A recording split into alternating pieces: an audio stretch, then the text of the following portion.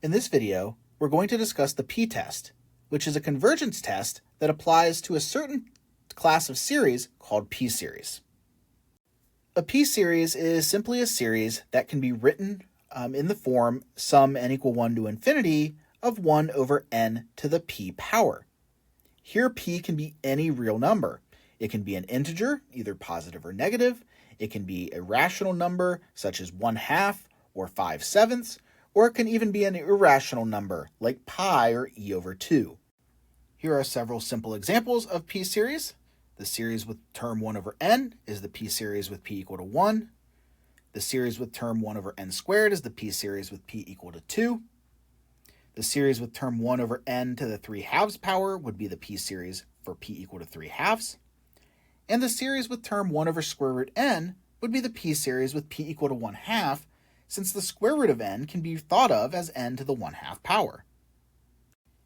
Since p-series have very simple forms, this leads us to naturally question for which values of p does the p-series converge and for which values does the p-series diverge.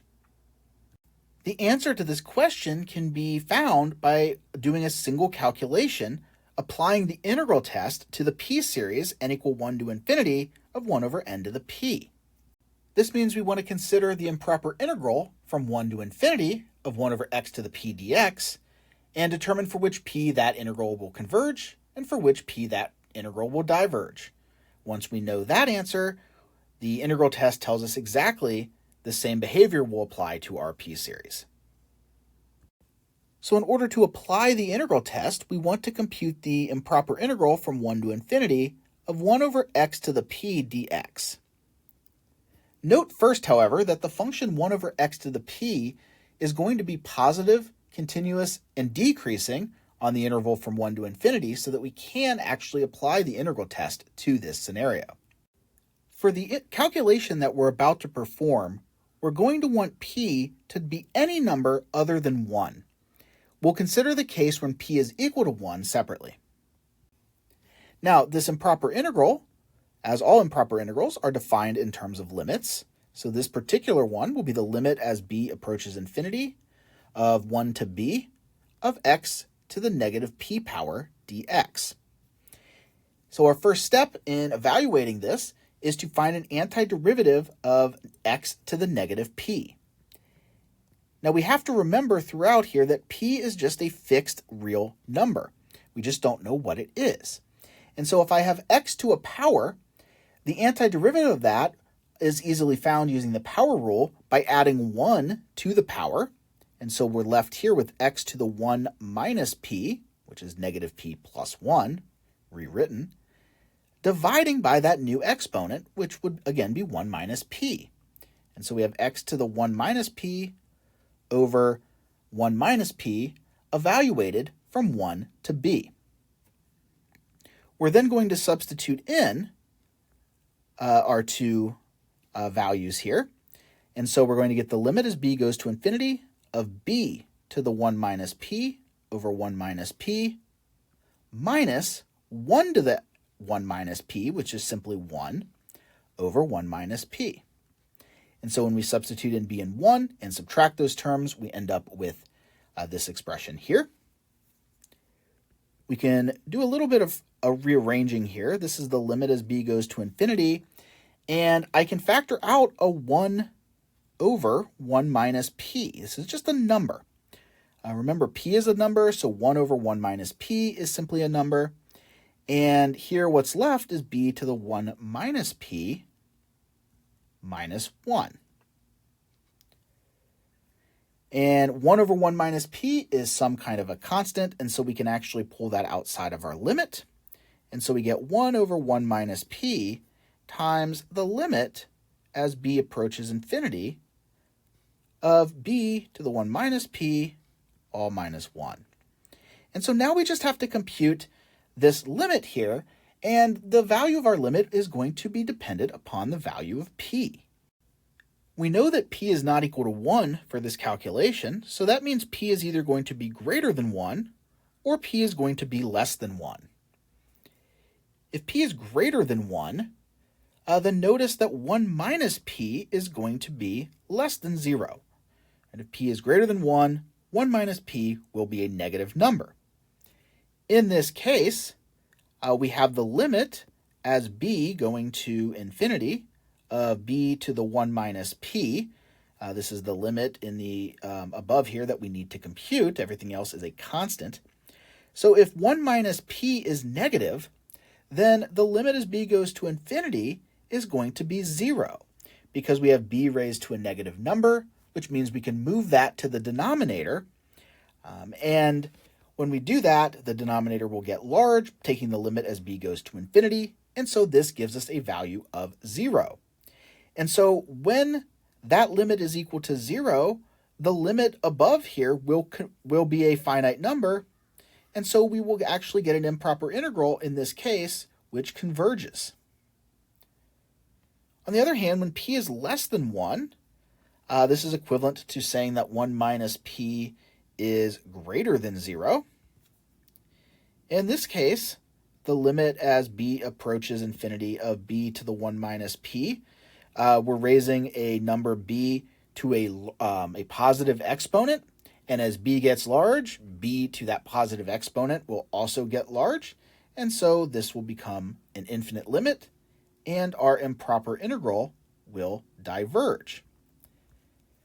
And so this improper integral from 1 to infinity of 1 over x to the p dx is going to converge when p is greater than 1, and it's going to diverge when p is less than 1.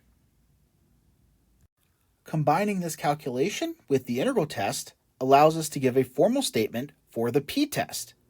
The p-test says that a p-series, n equal 1 to infinity, of 1 over n to the p converges when p is greater than 1 and diverges when p is less than or equal to 1.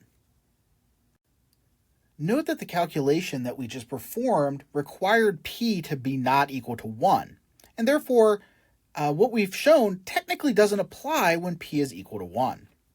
However, when p is equal to 1, we have the p-series n equal 1 to infinity of 1 over n, and this series can easily be shown to diverge using the integral test directly. And therefore, we've grouped p equal 1 into the divergent case and included that the series would diverge when p is less than or equal to 1. The p-test is incredibly easy to use when we're able to use it.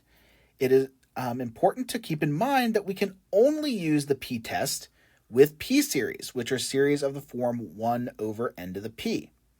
We can actually generalize this a bit. We can actually apply the p-test to any series of the form n equal 1 to infinity of some constant over n to the p. So here we could have something like 2 over n to the p or 17 over n to the p. The p-test can be used in this case as well, but it can only be applied to these particular type of series. In this example, we want to determine whether the following series converge or diverge. Our first series is the series from n equal 1 to infinity of 1 over n to the 1.00001 power. Notice that this is a p-series, since we have the form 1 over n to a power p, and our value of p here is our exponent, 1.00001.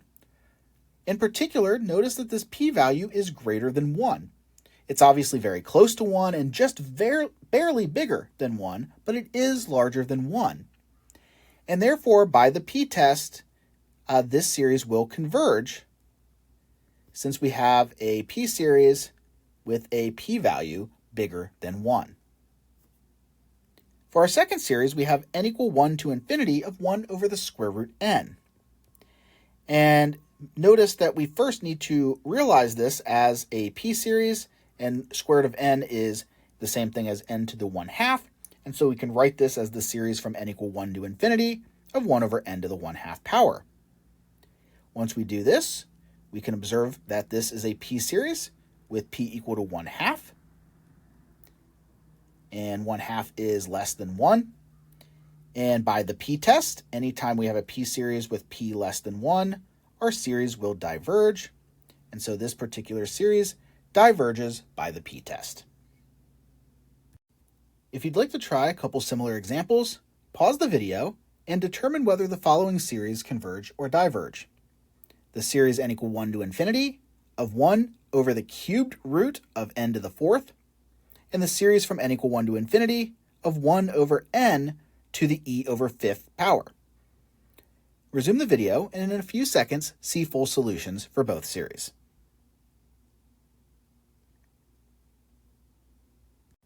For the first series, we can rewrite our term as 1 over n to the 4 thirds. And this is a p-series with p equal to 4 thirds. And since 4 thirds is greater than 1, the p-test says that this p-series converges. For the second series, we have a p-series with a p-value of e over 5. Now, e is approximately 2.71, and so our p-value is roughly 2.71 over 5. And although this is not exact, this is certainly a fair enough approximation to conclude that this number is less than 1. And since we have a p-series with a p-value less than 1, this series will diverge by the p-test.